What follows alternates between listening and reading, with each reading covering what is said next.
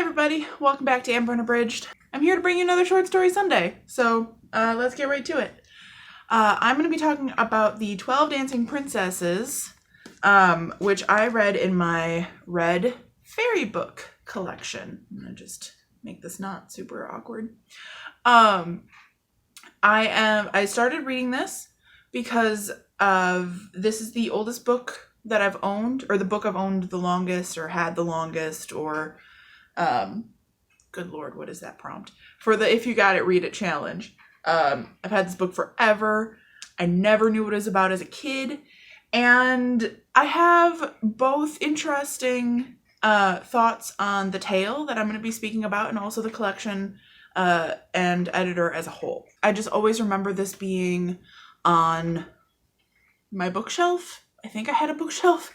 It was just always there in my room. And I always had this bookmark in it, and I've kept the bookmark ever since.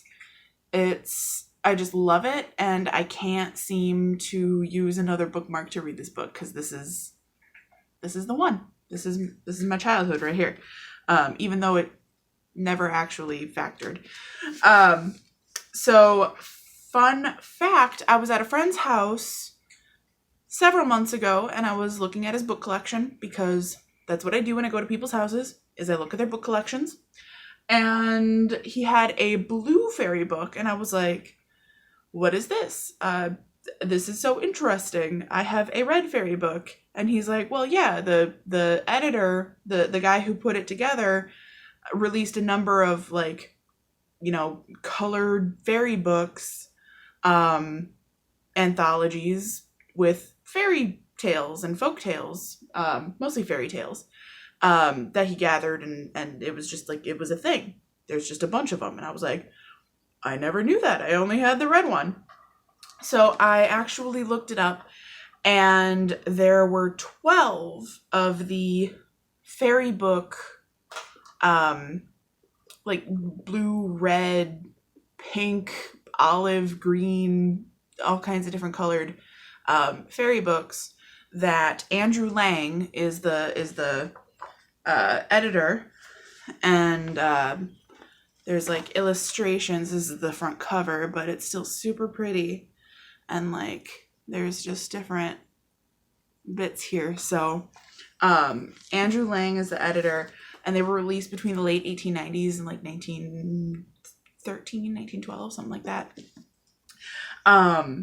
And he released a number of them. His wife helped, and also she translated a number of the stories into English. So these publications are actually a lot of the fairy tales that English speakers are familiar with today came from, stories that were translated by this guy's wife.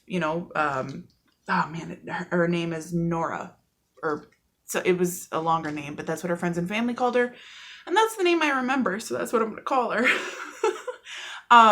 So Nora translated all of these books, and they, they were very vocal that they did not write these stories. They found them, and they just edited them to bring a little bit of magic to children of the time. Now, I've only read one story, and it's pretty standard for fairy tales, as far as I can tell, in that generally I feel they are not always child appropriate, because there's some messed up stuff in some of these stories. This one's pretty tame by comparison, but we'll see. So that's kind of my interesting history of, where this book came from. It's history in my life, and the little bit that I've learned about it since today. So speaking about the 12 Dancing Princesses, I have never read this story before. I was not familiar with it, so I did read it, and I have some interesting thoughts. So spoilers ahead. If you've never read it, I'm going to be speaking candidly about spoilers. The 12 Dancing Princesses is about a king who has, or a duke who has, 12 daughters, and every morning he locks them in their bedroom for some reason, and then every morning the soles of their shoes are worn out, and he can't figure out why. And he tells all the princes in the kingdom that if they can figure out the mystery as to why the shoes are being worn out every single night, then they can marry, whichever princess they choose. So a number of princes show up, and then they just disappear every night, and nobody knows what happens. Here comes this dude named Michael. He has this kind of like fairy godmother kind of come to him in his sleep and say, man, you gotta go, because you're gonna marry a princess. And he's like, oh, that's a strange dream. Like, I'm a cowboy, not like a yeehaw cowboy, but like a cow boy who herds cows, which is what a cowboy is, but different connotations, I guess. Anyway, she says, you're gonna marry a princess, and he's like, all right.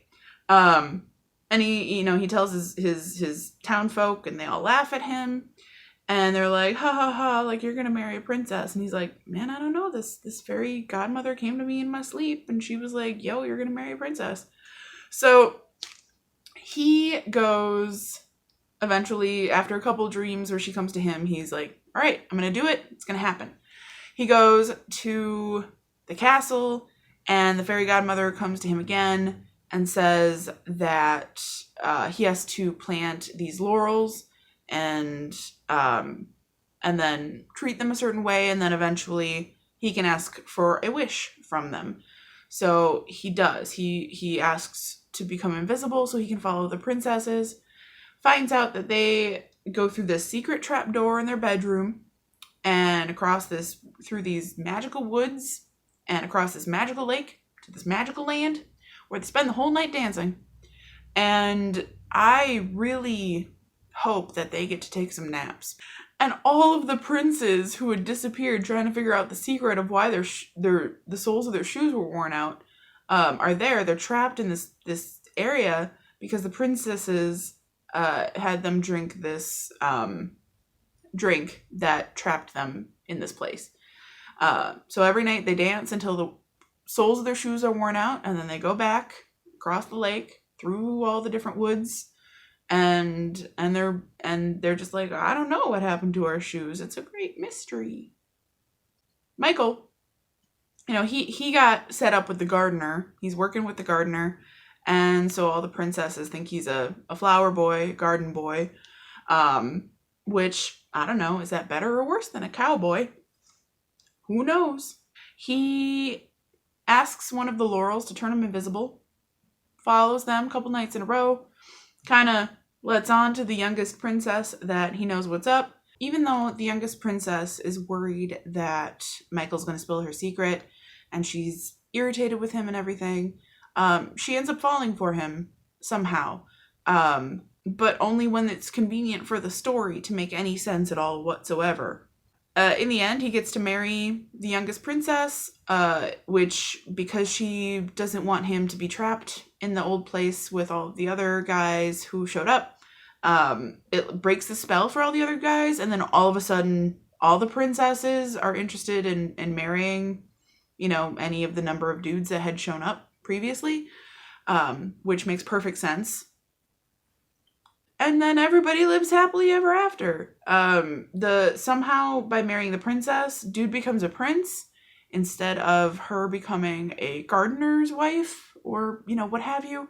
Now, I will say that, this was written 150 years ago, give or take, 100 years ago. And there are some problematic themes going on here. There are noticeable slaves, which is the glaringly obvious one. There's also the attitude of the princesses. They're very spoiled, I guess, because they're princesses, but it's still annoying. The story ends with Michael's wife, the princess, chopping down his laurels and throwing them in the fire because she does not want him to have an advantage over her by having magical laurels. So, seems a little rude to just, burn your husband's magical plants, but what can you do? So definitely a product of its time. I'm going to be aware of that going forward. Like I said, I do intend to finish reading this collection this year. That's my goal, for the If You Got It, Read It challenge. And hopefully there'll be some gems in here. I'm pretty excited about it.